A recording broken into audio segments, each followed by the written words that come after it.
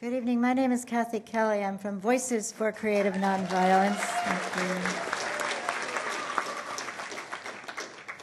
It's very difficult to find actions commensurate to the crimes being committed. And there's a priest who was killed in Guatemala. Some of you would know him, Larry Rosebow. He's somebody from whom I drew a great deal of inspiration because he always stayed with the poorest of the poor.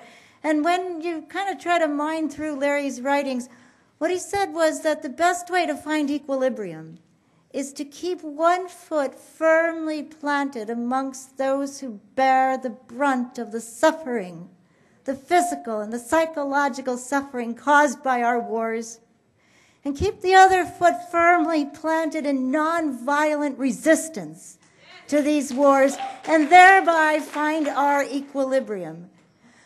Well, we might wonder to ourselves, how can we keep a foot planted amongst the families in Afghanistan where 850 children die every single day?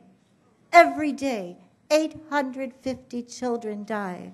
How shall we keep a foot planted in Iraq, now a broken country, broken by our wars and our sanctions and our ongoing wars and the cruelty inflicted on people there? How shall we keep a foot planted in the poverty that wreaks Pakistan while our drones fly overhead, breaking sovereignty?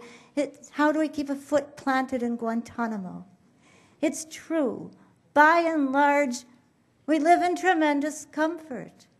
And by and large, the risks that we take are not that great.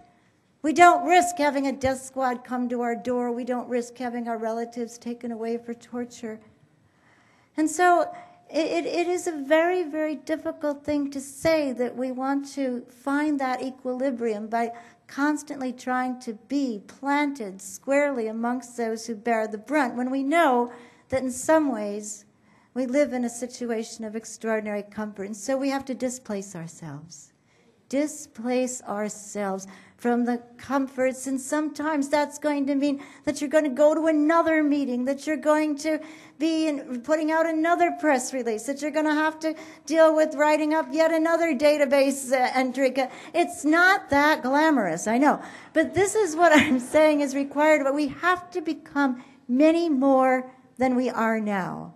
And one of the ways to do that will be at the grassroots, in the nitty-gritty, continuing to build and expand our communities dedicated to looking for ways to take actions commensurate to the crimes being committed. It requires our lives. It requires us to rearrange our priorities to make the number one priority in our everyday life becoming constant, persistent, anti-war activists. What better purpose is there in life right now? Thank you.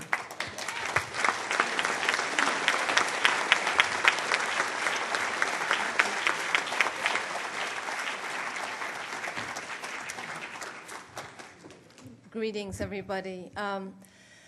So this topic of how do we strategize to end empire